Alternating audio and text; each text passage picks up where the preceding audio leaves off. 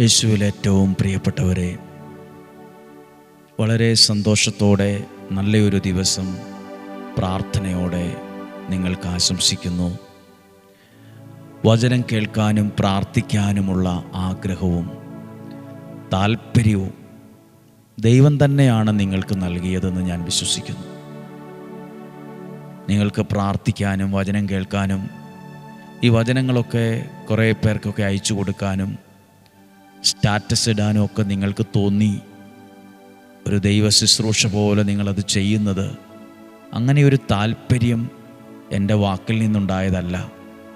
ആ താല്പര്യം ദൈവം നിങ്ങൾക്ക് തന്ന താല്പര്യമാണ്. ആ താല്പര്യത്തെ ഓർത്ത് നന്ദി. അതിലൂടെ ഒരുപാട് പേർ ദൈവത്തിൻ്റെ വചനം കേൾക്കാൻ കഴിയുന്നല്ലോ. ഒരുപാട് പേർ ദൈവത്തെ ആരാധിക്കാൻ തുടങ്ങി. ഒരുപാട് പേർ ദൈവത്തിൻ്റെ വചനം വിശ്വസിക്കാൻ തുടങ്ങി. അത് ദൈവത്തിൻ്റെ പദ്ധതിയുടെ ഒരു വലിയ ഭാഗമാണ്. ഇതൊരു സുവിശേഷ വേലയാണ്. ദൈവനാമ മഹത്വത്തിനായി ഈ ഡെയിലി ബ്ലെസ്സിങ് എന്ന ശുശ്രൂഷയെ ഏൽപ്പിക്കുകയാണ്. പ്രിയപ്പെട്ടവരെ, ഈ ലോകത്ത് നമുക്ക് ജീവിക്കാൻ സ്നേഹം മാത്രം പോരാ. സ്നേഹം മാത്രം പോരാ. സ്നേഹമുണ്ട് എന്ന് പറഞ്ഞവരൊക്കെ പല കാരണങ്ങൾ വന്നപ്പോൾ, പ്രതിസന്ധികൾ വന്നപ്പോൾ, നഷ്ടം വന്നപ്പോൾ, പ്രതികൂല സാഹചര്യങ്ങൾ വന്നപ്പോൾ ഇട്ടെറിഞ്ഞ് ഓടി ഓടി അവരവരുടെ പാട്ടിന് പോയി. ജീവിക്കാൻ സ്നേഹം മാത്രം മതി എന്ന് ചിന്തിക്കുന്നവരുണ്ട്. പോരാ, ജീവിക്കാൻ സ്നേഹവും വേണം. ആയിരിക്കുന്ന അവസ്ഥയിൽ ഒരാളെ സ്നേഹിക്കാനും ഉൾക്കൊള്ളാനുമുള്ള കരുണയുള്ളൊരു മനസ്സും കൂടി വേണം. സ്നേഹമാണ്, ഭയങ്കര സ്നേഹമാണ്, ഇത്രയും സ്നേഹം എനിക്ക് ഈ ലോകത്ത് ആരോടും ഇല്ല എന്ന് പറഞ്ഞവരുടെ സ്നേഹമൊക്കെ പോയില്ലേ? എത്ര പേരുടെ സ്നേഹം പോയി? എത്ര പേരാണ് ദുഃഖിക്കുന്നത്? എത്രയോ പേരാണ് ഡൗൺ ആയത്? എത്രയോ പേർക്കാണ് ഡിപ്രഷൻ? എത്രയോ പേരാണ് വാതിലടച്ച അകത്തിരിക്കുന്നത്? എത്രയോ പേരാണ് തളർന്നു പോയത്? സ്നേഹമുണ്ട്, ശരിയായിരുന്നു. ചിലതൊക്കെ കണ്ടതുകൊണ്ടും ഉള്ളതുകൊണ്ടുമുള്ള സ്നേഹമായിരുന്നു.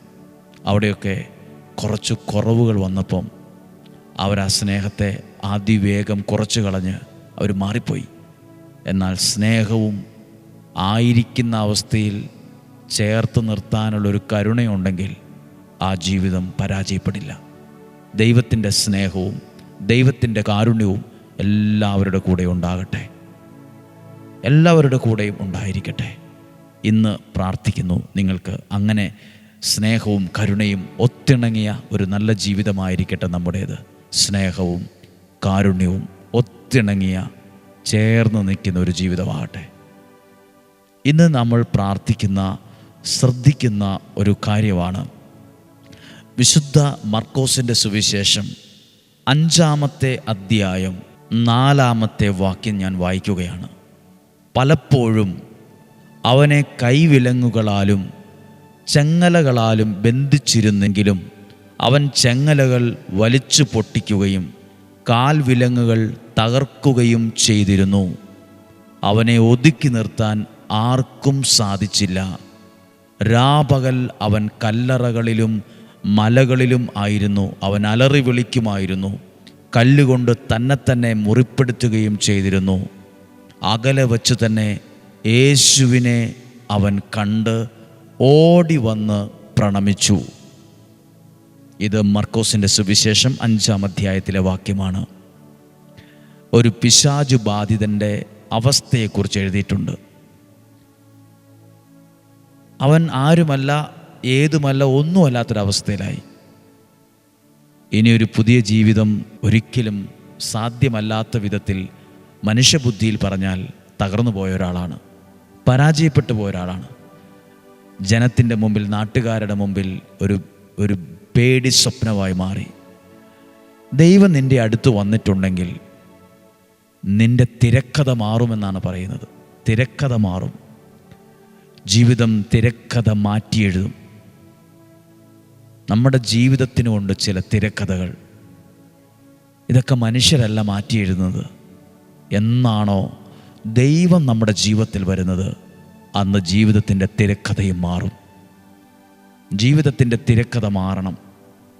ഞാൻ പ്രാർത്ഥിക്കുന്ന സമയമാണിത്.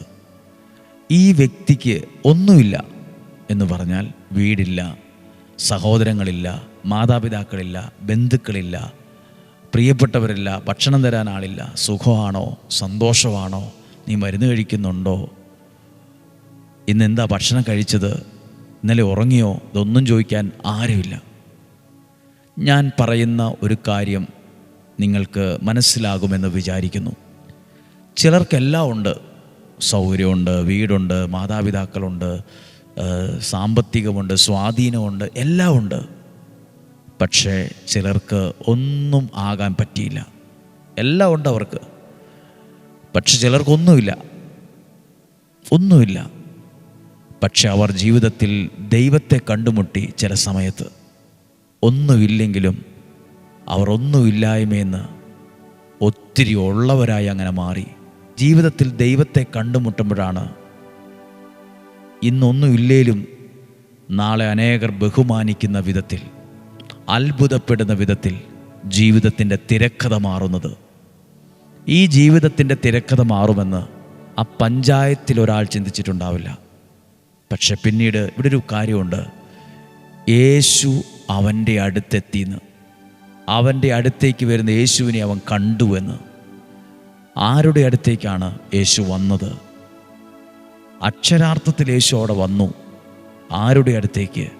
എല്ലാം ഉള്ളവൻ്റെ അടുത്തേക്കല്ല, എല്ലാം ഒന്നും ഇല്ലാതായി പോയവൻ്റെ, പൊട്ടിത്തകർന്നു പോയവൻ്റെ അടുത്തേക്ക് യേശു അക്ഷരാർത്ഥത്തിൽ വന്നതുപോലെ തകർന്നു നിൽക്കുന്ന, എല്ലാ സ്വപ്നങ്ങളും തകർന്ന, പരാജയപ്പെട്ട് നിൽക്കുന്ന നിങ്ങളുടെ അടുത്തേക്കും ഇന്ന് ഇതേ യേശു അക്ഷരാർത്ഥത്തിൽ വരും.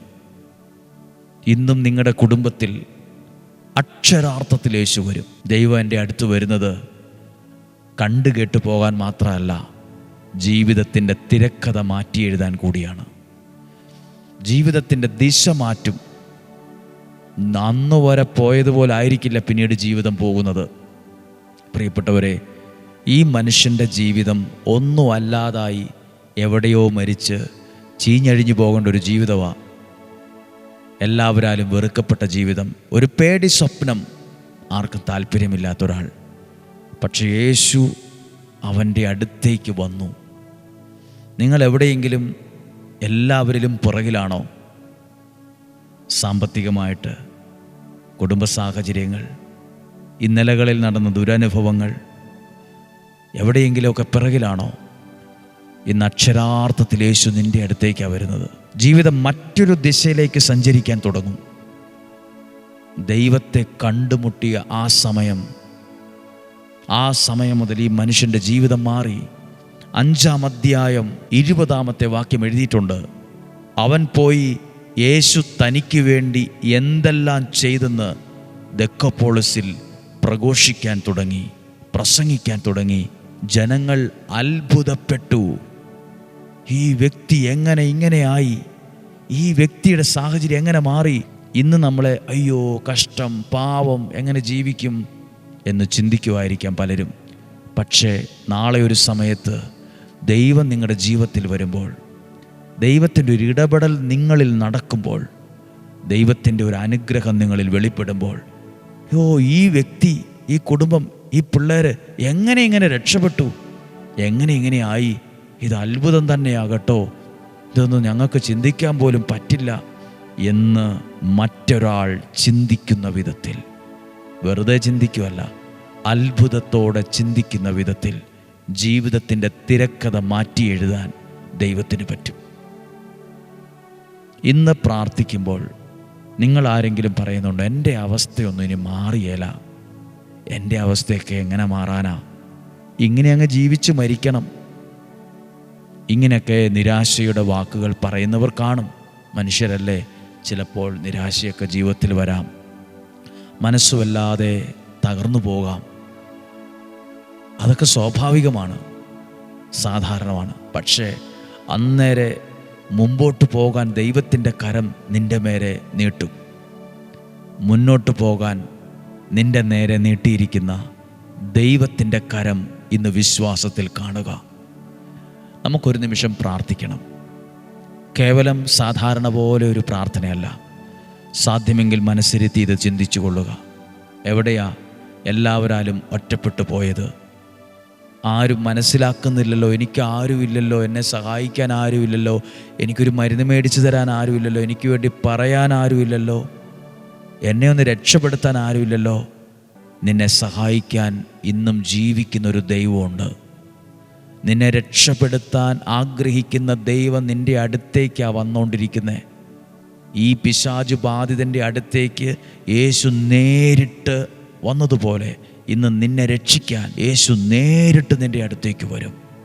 യേശു നേരിട്ട് നിൻ്റെ ഭവനത്തിൽ വരും. ആ രോഗക്കിടക്കയിൽ വരും, ആ സാമ്പത്തിക പ്രയാസത്തിൽ വരും, ആ കോളേജിൽ വരും, ആ ഹോസ്റ്റലിൽ വരും, ആരോഗ്യ പ്രശ്നത്തിൽ വരും. നിങ്ങൾ എവിടെയാണോ ആയിരിക്കുന്നത് അവിടെയാണ് യേശു വരുന്നത്. അവിടെയാണ് യേശുവിൻ്റെ സാന്നിധ്യം വെളിപ്പെടുന്നത്. വിശ്വസിക്കുക പ്രിയപ്പെട്ടവരെ. ഈ ആലയത്തിൽ വന്ന ഒരാൾ പറഞ്ഞേ, ഇവിടെ ഒത്തിരി മനുഷ്യരുണ്ടല്ലോ, മനുഷ്യൻ മരുന്നായി മാറുന്ന സ്ഥലമാകട്ടോ ഇത്. ഹ്യൂമൻ മെഡിസിൻ, മനുഷ്യ മരുന്ന്. ചില മനുഷ്യൻ നമുക്ക് മരുന്ന് പോലെയാണ്. അവർ ഹോസ്പിറ്റലിൽ മെഡിക്കൽ സ്റ്റോറിൽ തരുന്ന പോലെ മരുന്നൊന്നും തരില്ല. പക്ഷേ അവരുടെ ജീവിതം തന്നെ, അവരുടെ വാക്ക്, അവരുടെ മുഖം, അവരുടെ ചിരി, അവരുടെ പ്രാർത്ഥന, അവർ നമ്മളോട് പറയുന്ന 2-3 വാക്കുകൾ നമുക്ക് മരുന്നിനേക്കാൾ ശക്തിയുള്ളതായി മാറും. മനുഷ്യൻ ഒത്തിരി മരുന്ന്, ഹ്യൂമൻ മെഡിസിൻ ഇവിടെ ഉണ്ട്. മനുഷ്യ മരുന്നുകളായ പലർക്കും ആശ്വാസവും പ്രതീക്ഷയും നൽകുന്ന ഒത്തിരി നല്ല മനുഷ്യരെ ദൈവം ഇവിടെ നിർത്തിയിട്ടുണ്ട്. അതാ ഈ സ്ഥലത്തിന് അനുഗ്രഹമായി മാറുന്നത്. പ്രിയപ്പെട്ടവരെ, പ്രാർത്ഥിക്കാൻ പോവുകയാണ് ഈ ശനിയാഴ്ച ദിവസം. നമുക്ക് വേണ്ടത് സ്നേഹം മാത്രമല്ല, കരുണ കൂടി വേണം. സ്നേഹവും കരുണയും ഒരുമിക്കുന്നിടത്താണ് ജീവിതം കുറെ കൂടി അനുഗ്രഹമാകുന്നതും മനോഹരമാകുന്നതും. പ്രാർത്ഥിക്കാൻ പോകുന്നു. നമ്മുടെ കർത്താവ് ഈശോ മിശിഹായുടെ കൃപയും പിതാവായ ദൈവത്തിൻ്റെ സ്നേഹവും പരിശുദ്ധാത്മാവിൻ്റെ സഹവാസവും നിങ്ങളോടുകൂടെ ഉണ്ടായിരിക്കട്ടെ, നിങ്ങളുടെ ഭവനത്തിലുണ്ടായിരിക്കട്ടെ. ഇന്ന് കേട്ട വചനം ഞങ്ങൾ സ്വീകരിക്കുന്നു. ഇന്ന് കേട്ട വചനം ഞങ്ങൾ വിശ്വസിക്കുന്നു, അത് സ്വീകരിക്കുന്നു. രോഗങ്ങൾ, അപകടങ്ങൾ, ദുർമരണങ്ങൾ, മൂപ്പെത്താത്ത മരണം, ചതികളിൽ നിന്നും വഞ്ചനയിൽ, നിരാശയിൽ നിന്നും, കുറ്റബോധത്തിൽ നിന്നെല്ലാം ഞങ്ങളെ സൂക്ഷിക്കണമേ, സംരക്ഷിക്കണമേ. ദീർഘായുസ്സും ആരോഗ്യവും തരണമേ, സമാധാനം തരണമേ, സ്വസ്ഥത നൽകണമേ. ദൈവം തരുന്ന ഉയർച്ചകൾ ജീവിതത്തിൽ ഉണ്ടാകട്ടെ. നിങ്ങളിന്ന് പ്രാർത്ഥിക്കുന്ന കാര്യം സംഭവിക്കട്ടെ. ഇന്ന് പ്രാർത്ഥിക്കുന്ന കാര്യത്തിൽ ദൈവത്തിൻ്റെ ഇടപെടൽ ഉണ്ടാകട്ടെ. താമസിക്കാൻ നല്ല ഭവനം ഉണ്ടാകട്ടെ. ഭവനത്തിനകത്ത് ഐശ്വര്യവും സന്തോഷവും ദൈവാനുഗ്രഹവും ഉണ്ടാകട്ടെ. സഞ്ചരിക്കാൻ നല്ല വാഹനം ഉണ്ടാകട്ടെ. ഭക്ഷിക്കാൻ നല്ല ആഹാരം ഉണ്ടാകട്ടെ. ജീവിക്കാൻ പറ്റിയ സാഹചര്യങ്ങൾ ഉണ്ടാകട്ടെ. സൗഖ്യമുണ്ടാകട്ടെ. വിടുതലുണ്ടാകട്ടെ. വിശ്വാസം വർദ്ധിക്കട്ടെ. ദൈവവചനം കേൾക്കുന്ന ആളുകളുടെ എണ്ണം വർദ്ധിക്കട്ടെ. ഇന്നും ജീവിക്കുന്ന യേശുവിൻ നാമത്തിൽ നിങ്ങളെ അനുഗ്രഹിച്ച് പ്രാർത്ഥിക്കുന്ന ഇപ്പോഴും എപ്പോഴും എന്നേക്കും. ആമേൻ. നല്ലൊരു ദിവസം, നല്ലൊരു സമയം നിങ്ങൾക്ക് ആശംസിക്കുന്നു. ഇന്ന് വൈകുന്നേരമാണ് 7 മണിക്ക്. പ്രിയപ്പെട്ടവരെ, ഇതെല്ലാവർക്കും ഒരു അറിയിപ്പാണെങ്കിലും ഇതിനെ കൂടുതലായി ഫോക്കസ് ചെയ്യുന്നത് സിസ്റ്റേഴ്സിന് വേണ്ടിയാണ്. ഇന്നുവരെയും നമ്മൾ അങ്ങനെ ഒരു പ്രാർത്ഥന നടത്തിയിട്ടില്ല.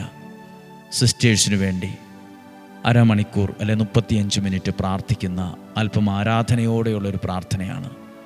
ഈ പ്രാർത്ഥന സാധിക്കുമെങ്കിൽ, ആഗ്രഹിക്കുന്നെങ്കിൽ കാണുക, പ്രാർത്ഥിക്കുക.